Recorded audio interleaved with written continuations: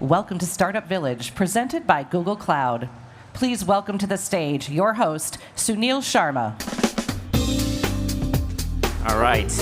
Okay. Good morning. Final day. Last night was epic. The parties. My God, we held a nice one down the street and then hit about 4 others after that. But here we are. I'm glad you made it this morning. We're doing the greatest part of Consensus. It's the CoinDesk PitchFest finals. And I just love this. We had an incredible day yesterday. For those of you who saw, I know a lot of you did. 40 companies were on this stage, back to back to back, all day. Got through 40 pitches. And now we're here to celebrate the winners of each of the 5 heats that we experienced yesterday. So I'm going to bring out some judges in a minute. I want to first thank a few of the partners and sponsors that helped put this on. Capital Factory, Casper, Provenance Blockchain, Stellar Development Foundation, and of course, the title sponsor for all of this is Google Cloud. So please, let me introduce the 3 judges. They'll come up on stage. First, Bill Tai, who's a well-known VC from San Francisco. Come out, Bill. Next, David Pachman, managing partner of CoinFund from New York. Come out. And finally, Suna Amaz, managing partner of Volt Capital. Come on out, Suna. All right, take your spots. So let's just get to it. Our first presenter, his name is Kevin Lepso. He's coming here from Hong Kong via Vancouver, Canada, my home country. He's the founder and principal architect and CEO of Infinity Exchange, but here he's talking about ETH gas, its trading, tokenization, risk management for L1 and L2. Please come out, Kevin.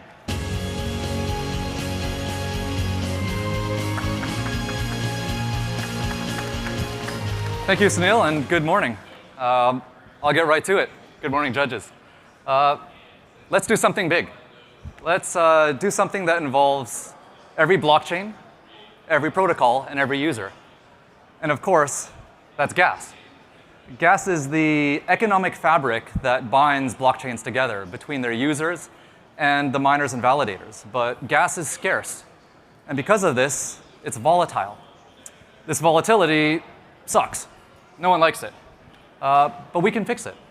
We can control it, and we can risk manage it. And to the extent that we can do so, this will radically change blockchains and how we interface with them. It'll simplify the user experience substantially. Now, the physical market for gas, people spend about $10 billion a year on what I call a physical market. It continues to grow, and of course, it affects basically every blockchain user. And so what are we doing about it? First, we built an exchange, a derivatives exchange, where you can go long and short gas. You could trade the next block, the next minute, the next hour, the next day. It's entirely up to you.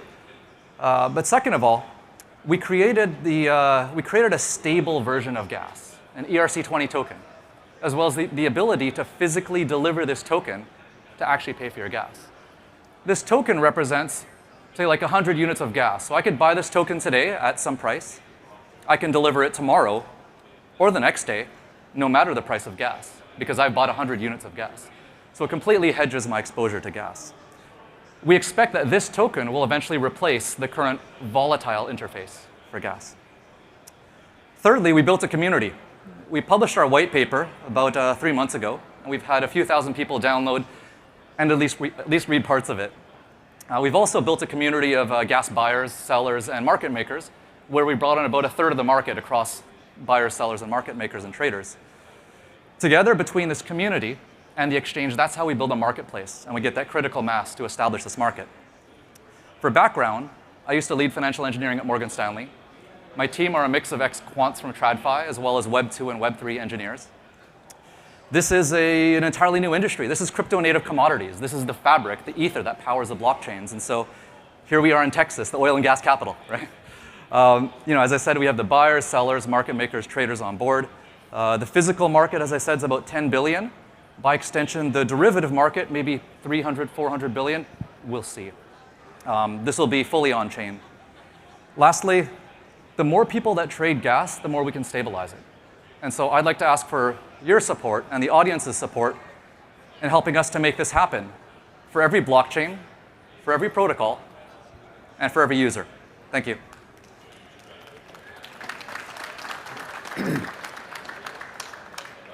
It's so tough being first off the bat. What do you see as the main advantages of using crypto versus standard traditional financial methods? Well, the first thing is that people are already trading gas. It's already something you have to deal with, whether you like it or not. It's, for the most part, already part of the user experience. But ultimately, it's about hyperscaling blockchains. At the end of the day, this is, we call it gas trading, but it's actually real-time trading of like compute, storage, decentralization, latency, and it's pricing that into the blockchains themselves. So I think it is natively a blockchain product. Okay. Is that a quick answer? Okay, thank you. How do you know that you're being successful? Like how do you, what are your KPIs? You want to judge like how many gas traders you have across a certain number of exchanges? Is it volume based? Do you want to see the derivative markets emerge? What's your most critical for your success? I think the metrics change at different points in the growth cycle. As I said, this is, if we emulate the real world where you have like commodity markets and energy markets, at the first point, it's what are those numbers of users and community I've built? Do I have both the buyers, sellers, and liquidity market makers? At the next stage, it's like, is my infrastructure good enough? Is a fully on-chain solution sufficient? Is it the right venue? Maybe I need to build a hybrid CeFi type of thing. But the metrics will change over time. Broadly, it's about how many people are coming to the ecosystem. And as I said, the more people that trade it, the more it is stabilized. So 2 questions. Sure. One is, how do you differentiate your gas derivatives marketplace versus other solutions in the market? Okay. So I'm curious, like, what's the moat around? I'm actually not this? feeling. I'll get to that. Okay. The second question. Oh, and then secondly is, why not enshrine gas? Like, why wouldn't projects enshrine gas derivative marketplaces on a protocol level versus having another marketplace entirely? Sure. So the first one is about maybe competitors. So I'm not really, there are a couple people in the market. Since I published the white paper, there's about 6, 7 other folks that have come to market. Our defensibility, if I may, on that front is the physical delivery on our side. As well as, I think, around this thought leadership in the white paper that we have built a ton of people around us. As I said, about a third of the gas buyers are investors in us already. So that's kind of one element to it. And as I said, the physical delivery is it's quite a strong moat for us. The second element. Is why not enshrine Yeah. the gas derivatives marketplace on a protocol level versus creating something net new? Like, Sure. Why wouldn't projects enshrine this versus having a separate product? I'm not sure how they would do that. Gas, for it to trade properly, needs to be broadly accessible as a marketplace. From that point, you could then have the blockchain itself. Again, ultimately, it's at the user level, it's trading gas, but the infrastructure, it's compute, storage, decentralization, and latency, right? So at some level, you can have the blockchain trade gas with its users. You could have the protocol buy a chunk of gas and have a gasless experience. All right. But for us, it depends. It could be user, protocol, or blockchain that we face with. Thanks, Kevin. Perfect. All right. Good job. Thank you. Okay. Thank you, judges. Thank you, Kevin. Next up, we have Vig Arushanyan. He's here all the way from Armenia. His company is called CoinPlus. They are making secure, pre-generated physical wallets. Please welcome Vig.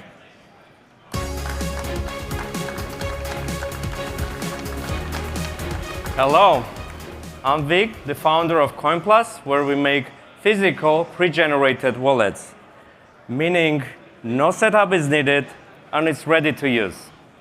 Now imagine a friend asking how to get into crypto, and you start thinking, should you oversimplify the steps at the cost of possible mistakes, or should you tell them the complex technicalities but scare them away? Now with CoinPlus, they can get their crypto in one step without the technical hassle. Turns out, crypto is confusing not only for your friend. This is the #1 reason why people don't buy crypto. Because it's do it yourself, and how anybody is doing anything if they don't get it. So we came up with done for you approach and created secure CoinPlus wallet. This is not Visa or MasterCard, this is a proper crypto card. With an address on it, you can put crypto right away. It has an NFC chip, it will show you the balance on chain when you tap it. And you keep your keys on a physical item. So this is a self-custodial solution. The market looks promising. We're crossing 1 billion users in 5 years, and we're targeting 51 million out of this, including 26 million new users coming to cold storage solutions. And there is also a big demand for crypto gifts, and this is the ideal gift card for that. We make money by selling the wallets. $25 retail gives us an opportunity of $1.3 billion in 5 years. And competition looks tough in this market, but we're in a niche of our own where we combine the simplicity of paper wallets with the level of security of hardware ones. In fact, coming up with a simple solution without sacrificing the security was a big deal. So big that we got 2 patents in the US, 1 in China, rest in Europe, and India, Nigeria, Brazil, UAE are pending next. We're 2 co-founders. Aram, the CTO, has been building Ripple Desktop Wallet back in 2015, and I'm an entrepreneur with background in media and IoT, and I've been also designing crypto courses since 2017, so I know why crypto is hard for people. We already started shipping our product. Mobile apps are live on the stores, and we also integrated fiat on and off ramp into the app. Right now, we're talking to a distribution partner, which will make us available at physical points of sale, like convenience stores. And this will allow crypto companies to get to the no-coiner audience and start onboarding people running physical airdrops through us. And we become the bridge between virtual and physical worlds in crypto. And for this next stage of our development, we're setting up an investment round, so please talk to us if you're interested. Again, crypto starts with a wallet, and CoinPlus is the one to start with. Thank you. Thank you.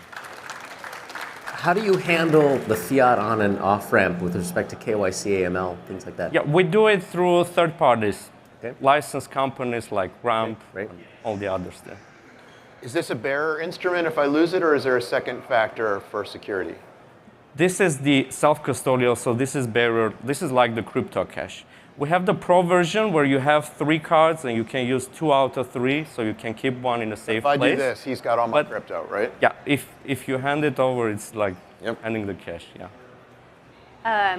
You listed off a few customers that you're designing for, but typically you want to double down or have majority of revenues driven by a primary customer. So I'm curious, what do you think that largest category will be?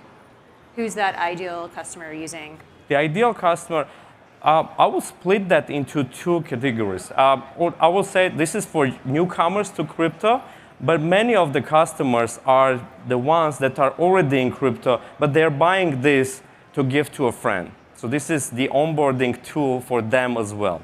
So yeah, this is for newcomers. People just buy it as a first step into crypto. At high volume, what is the margin like at $25? And The margin? margin to distributors, yeah. What does it cost you to make it? How much do you have to pay the convenience stores? Et cetera? Really, really low. I will tell you after this. Yeah. Okay. Is there any opportunity for a recurring business model, or is it only one-off revenue stream? There are some things that we're trying, like the backup you're saying. We have an SOS button. We're integrating it now. So people can buy the second card and set it up as a backup card. So when they lose the first one, they hit the button, all the funds from here go to that second card. So this is how we try to sell more cards. And also, we have 1 card per network. So this is only for Bitcoin. We have another card for Ethereum. So over time, when people get comfortable in crypto and they start having different coins, they will buy more cards from us. Is the product live in the market now? Do you have any adoption numbers to share? Yeah, we have the market. We have the product live. It's on Amazon, and we sell it online as well. Before this, we were stealth. I mean, we haven't got the patents yet. We were trying to pilot this, and we even done the physical distribution thing. So far, we have sold already over 11,000 cards.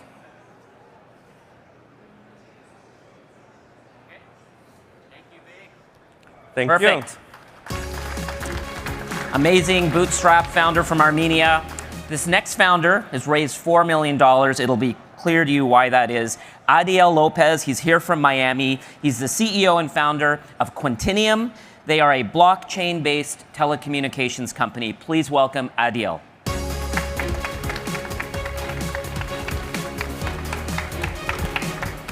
Good morning. Good morning, judges. Good morning, audience. My name is Adiel Lopez. Now, I've been in telecommunications for the last 20 years. I've had some pretty interesting traction within my career. Within that 20 years, we built the largest WiMAX ISP and the largest WiMAX network in the country. So we're focusing this time around on Wi-Fi. Wi-Fi is the largest, most underutilized Wi-Fi network on the planet. Almost 3 times the size of the cellular infrastructure available in the same footprint. One of the major problems we're solving is fragmentation. That fragmentation is happening due to overregulation, due to market capture. They also build redundancy into a lot of their infrastructure. Carriers don't work together building out that infrastructure. Regulation's a big thing. A lot of companies squat on spectrum, and there's an issue with building network and not having the access to that spectrum. Now, we've created a pretty genius business model to where we have 3 different types of participants on our network. Micro providers, such as residential and small businesses and small offices, can download our app, reconfigure their Wi-Fi router, and share Wi-Fi. When they share that Wi-Fi, they earn our native cryptocurrency token. With our MDU partners, they have the ability to offer their residents and their tenants Wi-Fi service at a significantly reduced price when compared to Comcast or AT&T or any of the providers. With our telco providers, we're building mutual roaming agreements to where their Wi-Fi fleets can roam onto our network and our network can roam onto theirs. Now, we've gained incredible market fit with regards to us signing one of the largest contracts in our space with Lind Living. It's a 10-year exclusive contract, over 1 million users coming onto the network, and over 216 million in ARR. The graph on the right, you'll be able to see a comparison between us and AT&T. Over a 10-year contract, the partner, for example, Lind, is making from $1.2 million over to $5.1 million when switching to Quantinium. Why blockchain? We use blockchain for real-time settlement of payments, mapping and analytics, user access control, and the encryption protocol that actually runs our network and secures our traffic. Myself and my 2 other founders, Pedro Nemrizi, our CTO, right in the audience, Marcus Thompson, also in the audience. Thank you. Quantinium.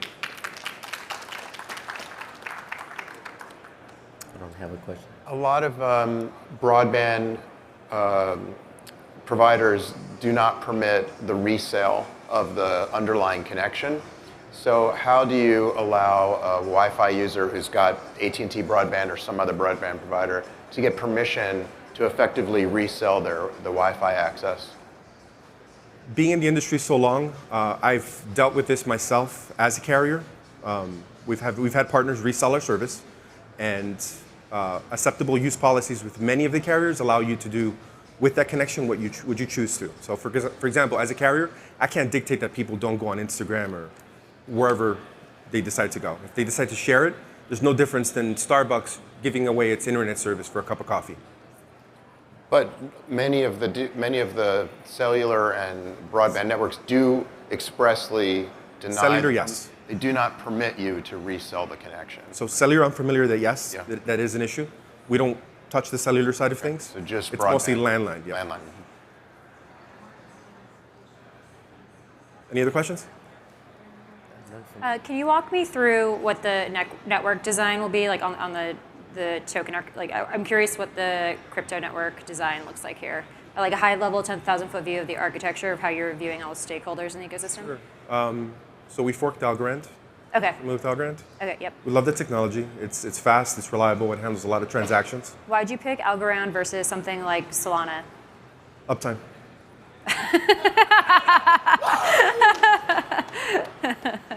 Uptime. It's Okay, internet service. so you I can't afford forked to go Algorand. down. And is this a software-only adoption? So if I wanted to adopt, existing Wi-Fi router, I want to join the network, it's just Software only. Yep. Zero barrier of entry. It's as easy as. I'll give you an example. You download the app, and it automatically detects your router, and it pushes the configuration to that router. We made it as easy as anyone can do it. And on the demand side, if I want to be a user of the network, Sure. how do I pay? So you would access the captive portal, which is an open network. It shows up as an open network. You would put in your credentials, and you would either pay via credit card or via your crypto wallet.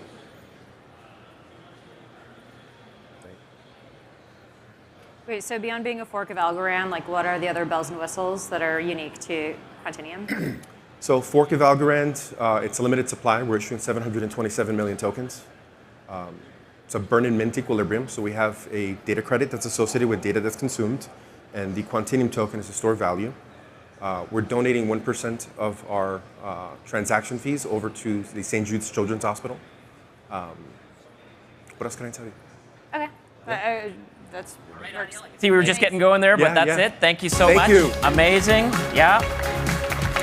All right.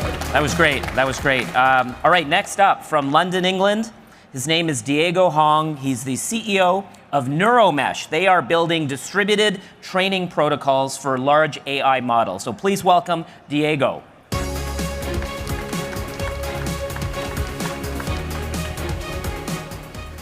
Hi everybody, I'm Diego, CTO of Neuromesh, and we have the answer to decentralized AI training. So when we think about AI nowadays, I think the first words that come to your mind are ChatGPT, Llama, Gemini. But to be honest, none of these models have anything to do with decentralized AI. They are trained in centralized clusters by centralized companies. But the reason why we don't have a decentralized AI model is not because we don't have the compute. We have a lot of GPUs in Web3, but there lacks an algorithm that can actually organize this compute together to train a large AI model. And we provide a solution to that. So we are building a distributed training network for AI models of any size from anywhere. And I want you to imagine that using this network in the future, the world's largest AI model is actually trained in Web3, trained by everyone, for everyone, and owned by everyone. And our technical foundation relies on predictive coding networks. This is an algorithm that has been under research in Oxford Laboratory for the past 7 years, with over 100 papers in top conferences such as ICLR, Nature, ICML, New IPS, etc. On the left-hand side, you have this layer networks that traditional learning algorithm BP supports. On the right-hand side, you have a possible network architecture that PCN can support. It's much more complex and much more suited for distributed training. And to train this, we need a lot of GPUs. So we're going to do it in the Web3 way, mobilizing idle GPUs from around the world. So I want you to think of Neuromesh as OpenAI in 2017 plus Web3 with massive cost reduction. But not only training, right? Training is the hardest thing. We are only going to offer inference and fine-tuning as a service. So positioning ourselves as the operating system for decentralized AI and collaborating with people who work on data and on computing power. We act as the bridge between Web 2 and Web 3, bringing in Web 2 demand and Web 3 demand into Web 3 infrastructure.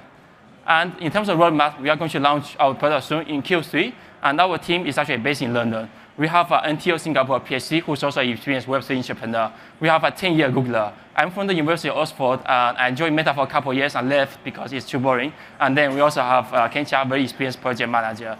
Our research team consists of researchers from Oxford that came from the same Oxford laboratory, and together they published over half of the inflation papers in this area. They actually co-wrote the first PCN library as well. We also have researchers from Google DeepMind and Google Research. On the engineering side, we have Dr. Arvis, who is a VP of an AI unicorn. He has a lot of experience in inference, fine-tuning, and training of large AI models, especially in the gaming sector. And on the marketing side, we have James Yang, OKX former CEO of Global Markets, supervising our tokenomics and our go-to-market strategy. Lastly, I want you to think of Neuromesh. I want you to partner with Neuromesh today, and let's break the centralized AI's monopoly together. Thank you. Does it matter what generation of GPU onboards? Does it matter which generation of GPU onboards to your network? So you're basically using users' computers? Or? Yeah, exactly. So the thing about this algorithm is that it requires less RAM and less lower network costs. So we support from 3080 to 4090, and ideally 4090, because it's more powerful. But we support like all the GPUs as well, which essentially we want to target these GPUs that are left from the Ethereum era, with a lot of them are just out there left to be used. Are you providing a decentralized GPU network in addition to the infrastructure to train on top of it? So we actually position ourselves as the algorithm layer. So we combine the GPU power, but we don't have to provide the GPU power. So we'll have our own compute pool, but we'll also partner with other people, as you've seen, with IO, with EMC, with SRBs, to get the GPU power and use the GPUs as well. So we want to partner with everybody and build up the ecosystem rather than doing everything ourselves. But the customer of yours is a developer of a proprietary model who wants to train it on top of your network? Yeah, sure. Like there are two sides to this, right? On the lower end is the GPUs, as we already know. And the upper end are the demand. And demand comes from researchers companies that have training, fine-tuning needs, they can find us, and we'll use the token. Actually, we'll use our token to incentivize both supply and demand. So we adjust it dynamically. When there's a lot of demand, we'll incentivize supply. When there's a lot of supply, a lot of GPUs, we'll incentivize demand. Like when they train and they give us fiat, we'll give them a discount based on our token. Yep. So to attract more people to train the AI models with us. And how is it different than IONet, Jensen, Akash, etc.? Great question. Like LDNet, they provide GPUs, but on a single basis, right? You can imagine this like reels. Like LDNet are providing individual reels, but they can do not much, to be honest. Like in this AI era, a single GPU is not that useful. But what we provide is actually the power to combine, let's say, 4 GPUs together, 4 wheels together, we make a car. 8 wheels together, we make a van. If we can combine 100 or 1,000 wheels together, we can make a train. That's what we do. We combine the wheels together to make a spaceship, if you want to think of it that way. Do you have any infrastructure already deployed? And do you have infrastructure already deployed? And do you have anybody already connected? Yes, we have an internal testnet for now, and there is already some demand coming in. For example, we are helping Title XYZ on their fine-tuning their models. We are helping Kmo.ai, which is a Web2 startup working agents. They are hosting their AI models in our servers. And also in the future, you can imagine that we can provide a concept that's called edge computing, right? Where the GPU is much closer to the user. Imagine you have home robots that are connected to your own GPU, so your data never leaves your home. And it's much faster, much lower latency. That's something you can envision in the future that we can also provide. All right, thank you, Diego. Amazing. Round of applause. Good job. Wow, we're at the last one. This just went so fast today. So this company, well, they make games that are based on big movie franchises. And they have 7 incredible VCs like Blockchain Founders Fund. I want to introduce the CEO of Evil Genius Games from San Francisco. Please welcome David Scott. Thank you. All right, good morning, everyone. Let's be honest. Investors have spent millions of dollars backing infrastructure projects in order to support the gaming universe. But they haven't spent as much money on the gaming projects that are going to really drive consumer behavior for these infrastructure projects. That's where we come in. We're Evil Genius Games. We make turn-based RPGs on-chain, based on famous blockbuster movie franchises that we all know and love, such as Pacific Rim, Kong vs. Godzilla, and Rambo. We've released these projects on a Web 2 environment and received over 1,000 5-star reviews on websites like Amazon and DriveThru RPG. My name is Dave Scott. I'm the CEO and co-founder of this business. This is actually my 4th startup. I've actually started and sold 3 VC-backed startups before this. My last company, an on-the-stream comedy platform, was sold to Kevin Hart in 2018. In addition to that, I've held executive roles at companies like Amazon Web Services and Twitter, where I've ran teams of over 250 people, and I've had a marketing budget of over $1 billion a year. But I'm not the best person on the staff. Meet Jeff Grubb. Jeff Grubb is the father of modern-day Dungeons & Dragons. He was the head writer for games like Elder Scrolls, Baldur's Gate, and Starfield, and is an luminary in this industry. We're also happy to be joined by two CTOs, co-CTOs, Ryan and Gates, who are early engineers at Roblox. They personally hired over 1,400 engineers and managed them through the 6-year expansion from Roblox itself. Imagine a scenario where you could actually buy NFT utilities that are exclusive to these licenses. You could actually pilot Gypsy Danger. You can carry Rambo's M60. All of these that have value that can be bought, sold, and traded. But more importantly, in the Roblox fashion, we're going to allow other people to actually create their own NFTs, which can be thrown onto a marketplace where they can buy, sell, and trade those adventures as well. This is the real power, is around community and governance of the actual community that's going to drive this amazing, amazing platform to create these games. So far, we've had really, really exciting and explosive action. We've actually built 2 web apps. We have 8 exclusive worldwide multi-year licensing deals with great franchises.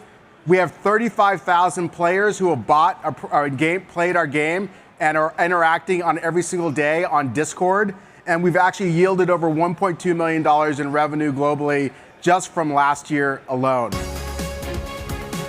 We're very excited about what we're doing. Can you describe the components of your revenue and what kind of margin structure those have? Yeah, absolutely. So there's three revenue components. The first is we sell physical product as well. That has a 34% gross margin. In addition to that, we have a SaaS-based revenue, sort of product as a service, which is actually going to be on a subscription revenue that's going to be an 80+% margin. And then for the UGC marketplace, we actually take 30% of the transaction. Great. And the SaaS model is sold to what kind of customer?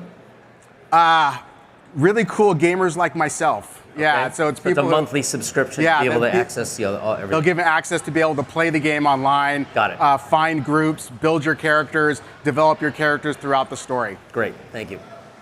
How much of the 1.2 million in revenue is NFT primary or secondary sales versus the other two revenue streams? None of it now. So we're actually still in our pre-seed stage, pre-seed funding, which we've raised about 1.5 out of the 3 million target.